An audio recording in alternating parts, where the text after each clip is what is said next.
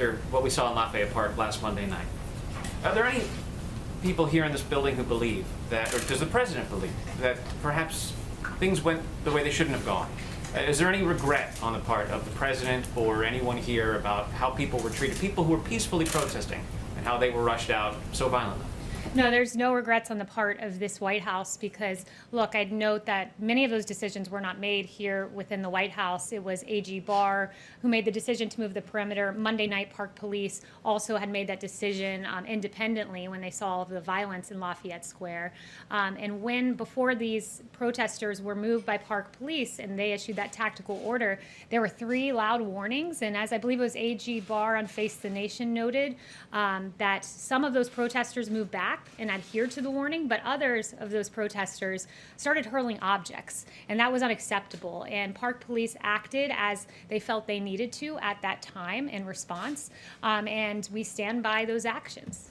The country and the world saw this violent clash between people who were otherwise peacefully protesting, but really the president is not sorry for the way things went? No, the president is sorry about the fact that Antifa wreaked havoc in our streets and the failure of some members of the media to note that. Like CNN's Chris Cuomo said, show me where it says protesters are supposed to be peaceful. Well, I'd point him to the First Amendment where it says that you have the right to, quote, peaceably assemble. He should go back and read the Constitution. There are many others out there, like Don Lemon, saying that rioting is a mechanism to restructure our country. Burning down St. John's, using a pick to literally like carve out, as we saw in that video, concrete from the sidewalk to hurl at officers, that's not peacefully protesting. The actions of the rioters were not in keeping with the First Amendment. And I think the media needs to recognize there's a discernment between the peaceful protesters, many of whom I've seen, and the rioters. And yes, America will act against rioters. And yes, under President Trump, he will not allow burning buildings, 150 federal buildings to be defaced, and 750 law enforcement officers to be injured in our country. Can I ask you one more about the Yes, president? Ryan. I like the blue suit. Oh, thank That's a you. really snazzy look. Yeah. Just to follow up on that, you do know that the burning of St. John's happened on Sunday nights, and a lot of the violence that you're talking about, that happened on Sunday night. What he was asking about was Monday, when, as anyone who was down there knows, it was almost exclusively peaceful, especially in the moments before the chemical munitions were used on those protesters.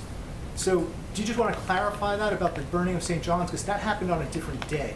Yeah, the burning of St. John's is what prompted the decision to move the perimeter. It's what prompted Park Police to say that evening the perimeter must be moved. It's what prompted, yes, it's what prompted AG Barr to agree with that decision on Monday morning that the perimeter needed to be moved. But when you hurl objects at Park Police, when you don't move after 3 orders are given, Park Police acted appropriately. When the shield of Park Police was batted down, when one person tried to grab a Park Police officer's weapon, that's not peaceful by any definition of the word.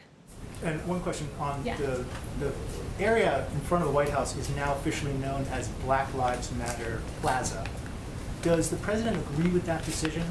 I haven't talked to him about it. Haven't mentioned that to him. Yes. Kayleigh, does he agree in general the way that Mitt Romney stated over the weekend he does with the core message of Black Lives Matter?